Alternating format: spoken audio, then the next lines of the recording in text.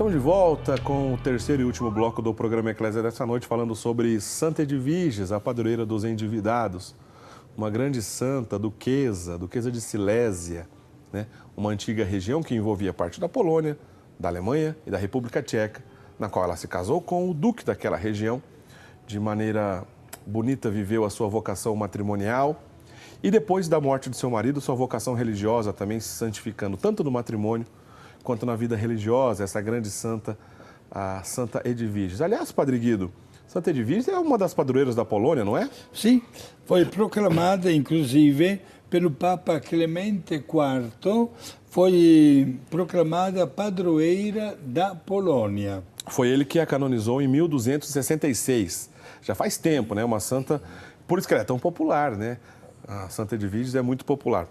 Olha, a gente vai conversar sobre alguns outros aspectos da vida de Santa Edviges, mas quero agradecer os nossos queridos sócios que sempre colaboram conosco aqui com a nossa obra de evangelização.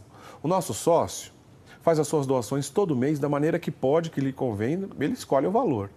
Mas é esse montante, né, um pouquinho de muita gente fazendo suas doações, que a gente consegue manter uma emissora no ar. Você imagina que não é barato manter uma emissora como a Rede Século XXI no ar, né, gente? Envolve muitos funcionários, muitos equipamentos. Imagina, por exemplo, todo o trabalho que envolve o satélite, a transmissão para todo o Brasil, isso é muito caro, né?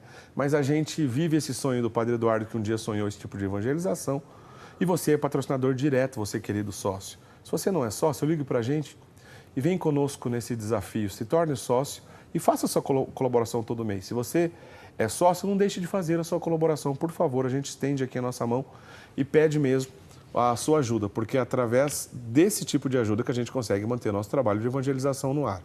Todos os nossos sócios recebem a revista Brasil Cristão todo mês na sua casa, uma revista de formação, de evangelização, de bons artigos de muitas pessoas que colaboram conosco nessa revista Brasil Cristão. O Padre Guido é um desses colaboradores, inclusive, pois ele prepara, né, o encarte que acompanha todo mês a revista Brasil Cristão com reflexão diária. É um trabalho também do Padre Guido que você vai receber aí na sua casa. O telefone está aí no vídeo. Ligue e tire todas as suas dúvidas com as nossas atendentes que estão lá à tua disposição, tá bom? Padre Guido, vamos lá. Sim. Santa Edviges, né, que patrocinou a construção de muitas igrejas, mosteiros, como nós já comentamos, hospitais, pois ela tinha dotes, ela tinha condições financeiras para isso, viveu isso de maneira santa. Fundou um mosteiro que a sua filha foi superiora e ela mesma foi ser religiosa nesse mesmo mosteiro. Quer dizer, uma história belíssima. Deus a agraciou com alguns não, muitos milagres extraordinários no cuidado desses presos, pobres, etc. Mas tem um aspecto da vida dela que eu acho muito interessante.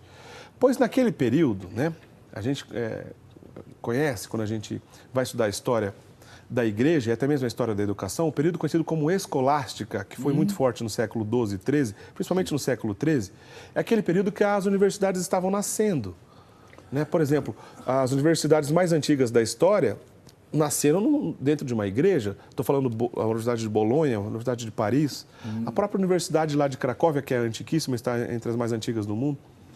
E para que isso fosse possível a criação dessas universidades, as escolas, né, como eram da época, tanto nas paróquias e nos mosteiros, onde tinham, por exemplo, as bibliotecas, eram ali lugares de estudo, mas isso só era possível porque alguém como Santa Edviges pensou isso, né, Padre Guido? Exato. Podemos afirmar com toda sinceridade, Diácono Eric, meus queridos amigos telespectadores, que o mundo inteiro deve, como se diz na gíria, tirar o chapéu diante da contribuição da Igreja para qualquer tipo de arte, como também de estudos, de várias disciplinas.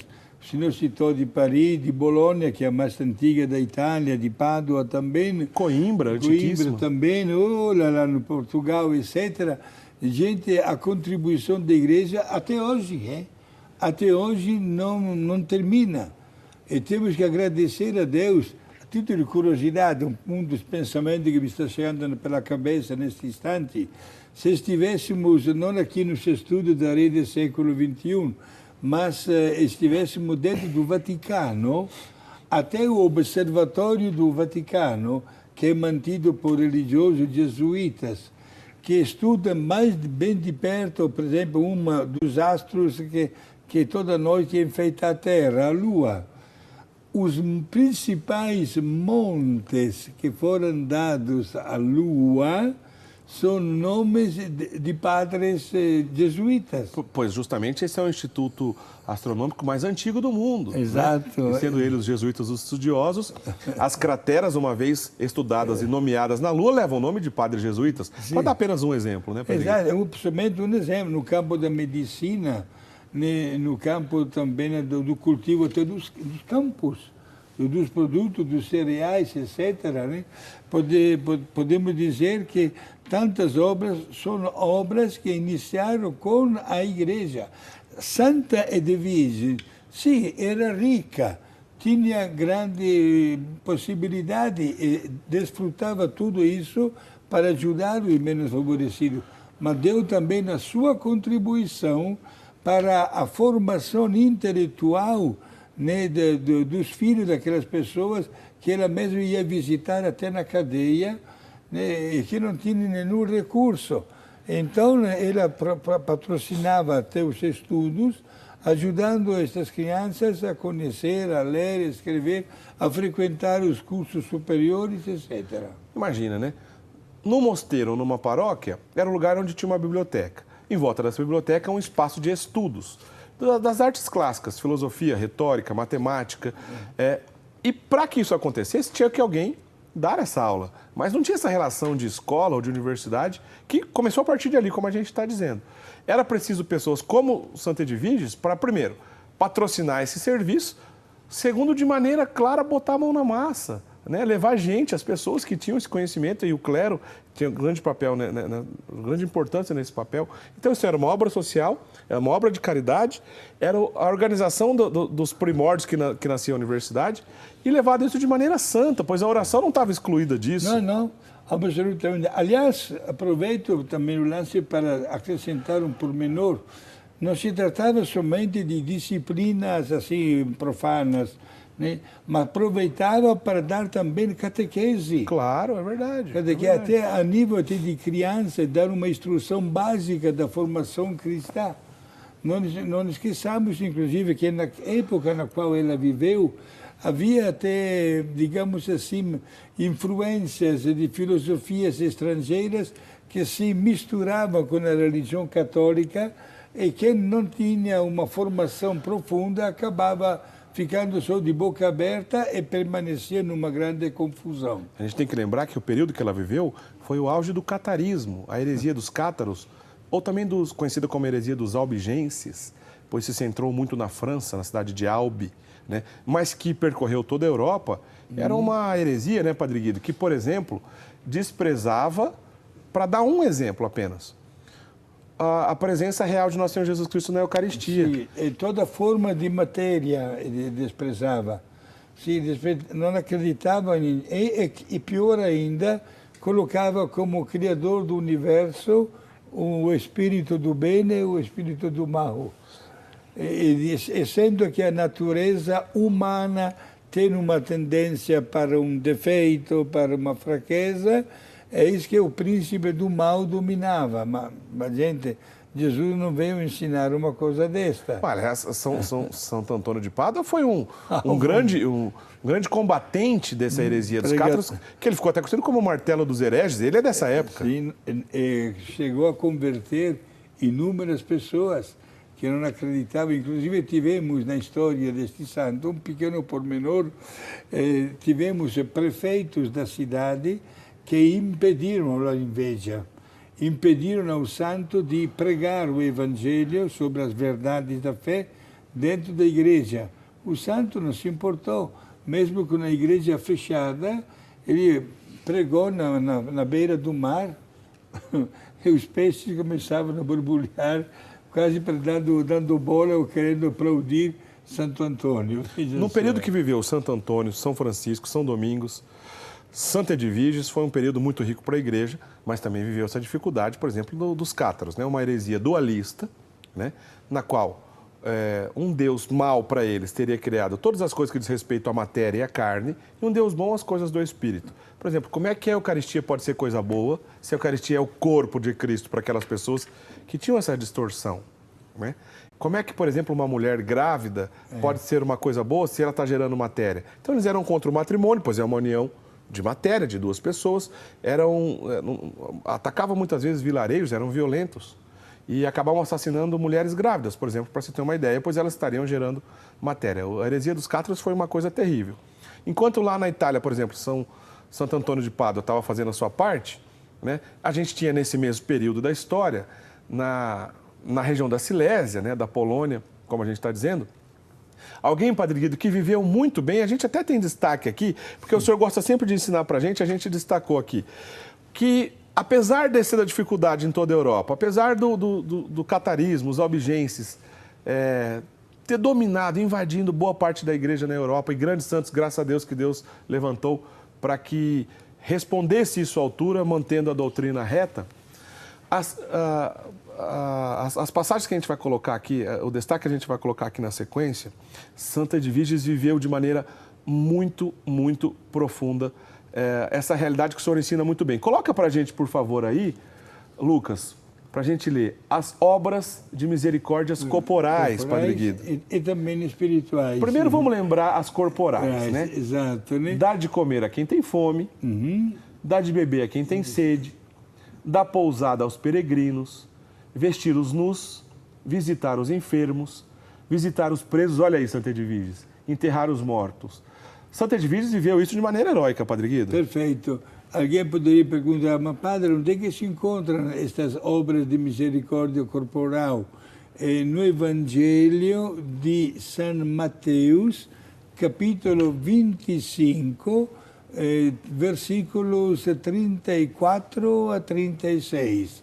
Repito, o Evangelho de Mateus, capítulo 25, versículo 34 a 36. E tomara que Deus Pai, na hora que nos receberá na vida eterna, possa pronunciar também para nós. É isso que está na palavra de Jesus, esta sequência, né?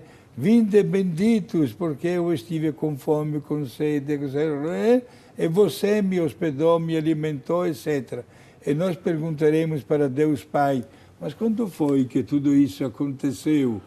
E Ele responderá todas as vezes que vocês fizeram isso para qualquer um dos meus irmãos, lá na terra, foi para mim que vocês fizeram. Diante disso, Diácono Eric, a Igreja, através do exercício do seu ministério, apresenta na catequese também as 7 obras de misericórdia, chamada espiritual. Que a gente vai ver na sequência. Então, obviamente, Santa Edvíges viveu isso de maneira heróica. As corporais, que já conversamos sobre isso, e agora as espirituais. Porque a gente até falou agora há pouco, né, Padre? A santidade é o equilíbrio. As obras de misericórdia espirituais são ensinar os ignorantes. Olha, eu acabei de dizer que ela teve um grande papel no ensino, né? Dar bom conselho, corrigir os que erram, perdoar as injúrias. Ora, ela literalmente trabalhou com esse perdão, inclusive das dívidas, dando do próprio bolso, consolar os tristes, confortar os aflitos, rezar a Deus por vivos e pelos defuntos. Perfeito. São as 7 obras de misericórdia espiritual. Alguém poderia dizer, padre, poderia dar mais uma orientação a respeito destas obras que talvez não são muito conhecidas. Não é difícil, meus amigos. Por exemplo, o Catecismo, quando nos ensina os 7 dons do Espírito Santo, fala, por exemplo, de o entendimento, sabedoria, conselho. É verdade. Dar bons conselhos, certo? Ajuda a entender que há uma perfeita harmonia entre o Espírito Santo e as luzes que nós recebemos para viver com autenticidade o carisma de sermos cristãos. Padre, já encaminhando para o final do nosso programa, de que maneira o senhor indicaria para os nossos queridos telespectadores, ao entender, então, essa grande santa, que é verdade que é padroeira dos endividados, que podemos sim recorrer à intercessão dela quando necessitamos, mas que muitas vezes talvez a gente se fecha apenas, né, nesse olhar relacionado às nossas dificuldades e dívidas, e esquece que foi uma grande mulher que soube viver, como a gente bem comentou agora há pouco, né, as virtudes tanto espirituais quanto corporais, as obras de misericórdia, de maneira clara, pois se santificou através do matrimônio, da vida religiosa, do cuidado com os pobres, do ensino, né? Do consolo dos aflitos, etc., assim por diante. Como que Santa Edvíges responde às necessidades do homem atual, Padre Guido? Certo. Em primeiro lugar, meus amigos, cada um de nós tem direito a invocar a intercessão dos santos. Ao mesmo tempo, tem a obrigação de pegar alguma coisa do santo e imitá-la na sua vida. Por exemplo, o exercício da prudência. Da prudência. Quantas vezes pode acontecer de viver de entusiasmo, talvez de emoções, e de fazer uma despesa não 100% necessária, especialmente quando temos a família para sustentar, etc.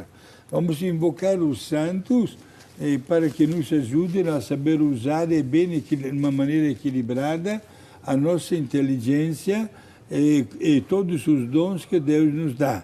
E vamos invocar também, é claro, a intercessão diante de Deus de Santa Edvíges, porque ela vai atender aos nossos pedidos, sobretudo quando forem acompanhados pela nossa humildade e pela grande confiança que nós devemos todos depositar na Divina Providência.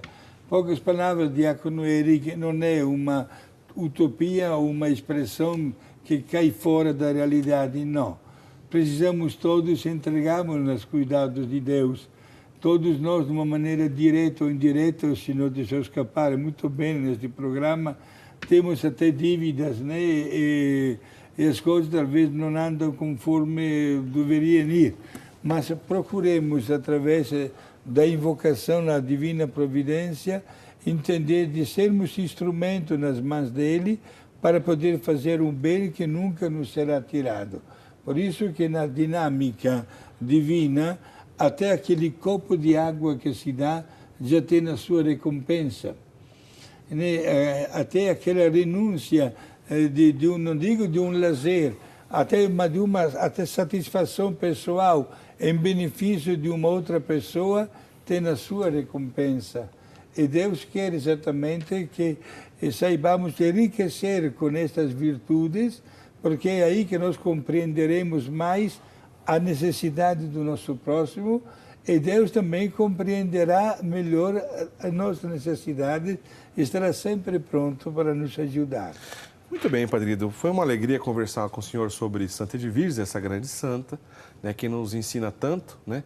Esse equilíbrio entre a oração, a vida, o ensino, os estudos, a promoção dos estudos, a busca pelo emprego dos necessitados, né, para que consigam, inclusive, tocar a sua vida e ficar livre das dívidas. Tudo isso é um ensinamento para nós, né? Contando sim com a graça de Deus, mas fazendo a nossa parte, buscando, obviamente, a nossa parte, o nosso trabalho e o nosso sacrifício também no estudo e para certamente alcançar esse equilíbrio que pode nos santificar. Padre Guido, nos dê sua bênção, por favor, para encerrar o nosso programa de hoje. Exato, minha bênção hoje de uma maneira especial para todos os paroquianos da paróquia de Nossa Senhora das Graças.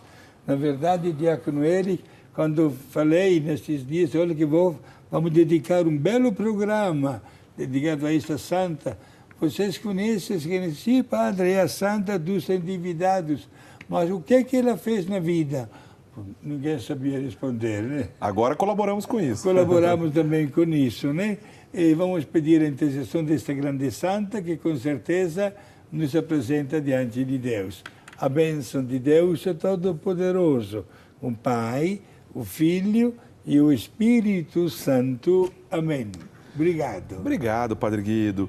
A gente se encontra na semana que vem. Você pode continuar acompanhando o nosso trabalho nas redes sociais, na página do Programa Eclésia. É fácil você achar a página do Programa Eclésia. Mas tem também página do Padre Guido, tem a minha página Diácono Eric Módulo. Enfim, a gente concentra bastante coisa daí na página do Programa Eclésia, para que a gente possa também espalhar o nosso trabalho através das redes sociais, tá certo? Uma boa semana para todo mundo. Semana que vem, então a gente se encontra, se Deus quiser, para mais um outro Programa Eclésia. Um grande abraço, até lá. Tchau, tchau.